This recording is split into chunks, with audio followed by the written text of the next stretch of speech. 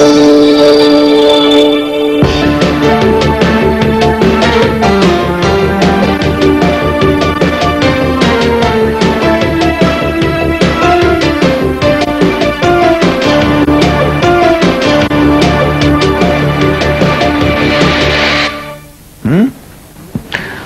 On the age की इस कड़ी में आप सबका स्वागत है।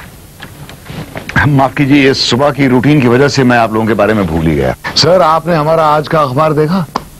क्या लेआउट है, क्या क्या कहानियां हैं और एड्स कितने कम। तो मेरे पास एक स्टोरी का आइडिया है। अगर हम इस स्टोरी को फ्रंट पेज पर छापे ना तो हमारा अखबार सेल आउट हो जाएगा और हेडलाइन ये होगी, एक राजा की हत्या। और सर, कैच ये है कि ये कोई मामूली राजा वाजा नहीं है, ये है जंगल का राजा। तुम एक मिनट के लिए अपनी बकवास बंद करोगे? तुम्हें अपनी स्टोरी की पड़ी है? यहां मेरा हार्ट फेल हो रहा है। अपने सेल आउट अखबार में एड देखे तुमने? 2 हाफ पेज एड और 3 क्वार्टर पेज एड, बस। ऐसे कैसे चलेगा? सर, इसके बारे में हम जरा बाद में बात करें। इस हफ्ते की कहानियां एक सस्टेनेबल परिवार, बच्चों की पीड़ा और हमारे कोस्टलाइन का संरक्षण। हाँ सर, तो आप क्या कह रहे थे? तुम्हें एक बार सुनाई नहीं देता क्या? गुस्सा मत कीजिए सर, एड्स तो मिलते ही रहते हैं। वैसे 2-3 एड्स मैंने ही निकाले थे, कुछ महत्वपूर्ण कहानी। नहीं चाहिए महत्वपूर्ण स्टोरी, नहीं चाहिए उनके लिए space.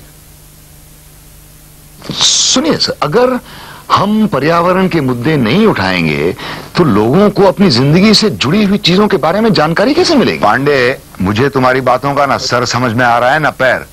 Gate to the point. Sir, मुझे एक बहुत सॉलिड आइडिया आया है एक स्टोरी के लिए। क्या आपने कभी सोचा है कि आप अपनी रोजमर्रा की जिंदगी से हटकर जीवन बिताएं, जहां कोई शोर ना हो, कोई प्रदूषण ना हो और जहां के वातावरण के संतुलन को हम बिल्कुल ना बिगाड़ें? पांडे, ये तो पॉसिबल ही नहीं है। तो चलिए गुजरात चलते हैं, तब आपको यकीन हो जाएगा कि ये पॉसिबल है कि नहीं।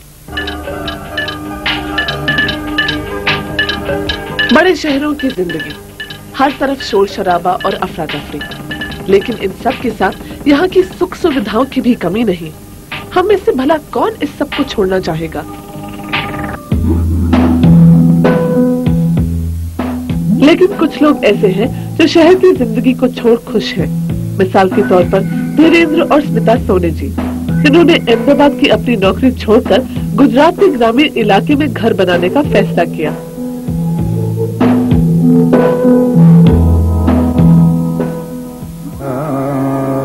धीरेन्द्र और स्मिता को अपने आसपास का व्यापारिक माहौल और प्रदूषित वातावरण रास नहीं आया। वे इस माहौल से दूर भरूच जिले के एक छोटे से गांव साखवा चले आए। उन्होंने भीड़ भाड़ से अलग अपने बच्चों को पालने पोसने का फैसला किया।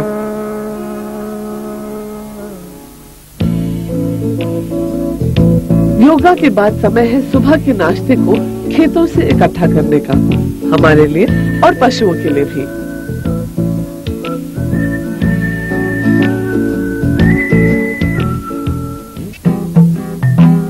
परिवार के मुखिया होने के नाते धीरेन्द्र भाई को खेतों में ज्यादा काम करना पड़ता है।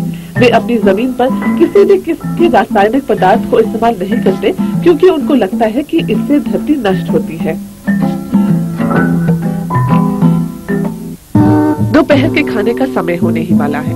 इस परिवार के खाने की हर चीज, यहाँ तक कि मसाले भी, इनकी अपनी 2 बीघा जमीन पर पैदा होते हैं।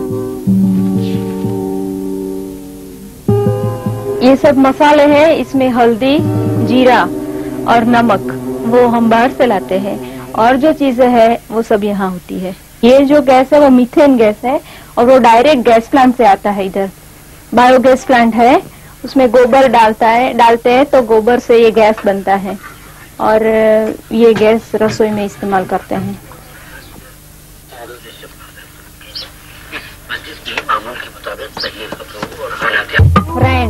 रिजर्व बैंक के लिए दोपहर का समय है बच्चों को पढ़ाने का, क्योंकि वे और बच्चों की तरह स्कूल नहीं जाते।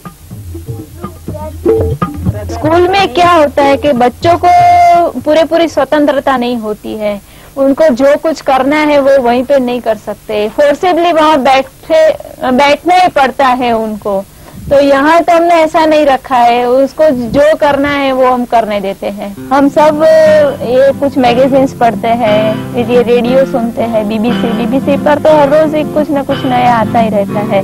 जो लेटेस्ट इन्वेंशन है वो भी बीबीसी पर आती है, तो वो भी हम सुनते रहते हैं। तो ऐसा नहीं लगता कि हम डिस्कनेक्ट हो गए ये वर्ल्ड से।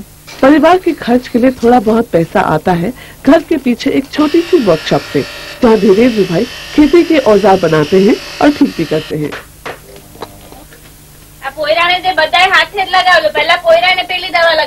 धीरेन्द्र भाई की पत्नी भी घर के खर्च के लिए पैसा इकट्ठा करने में मदद करती है, जैसे अपने खाली समय में साकवा के गांव वालों को होम्योपैथिक दवाई देना और इसके लिए केवल 5 या 10 रुपए ही फीस देना।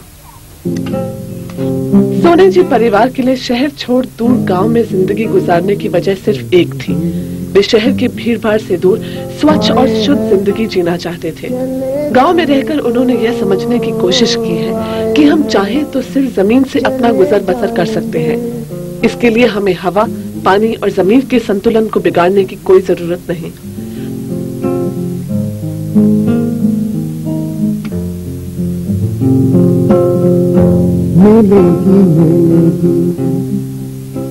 और एक बात तो मैं आपको बताना भूल ही गया सर, ये परिवार महीने में 800 रुपए कमाता है और इसका बाकी खर्च और गुजर बसर इनकी 2 बीघा जमीन से ही निकलता है। अब ये पते की बात कही तुमने पांडे।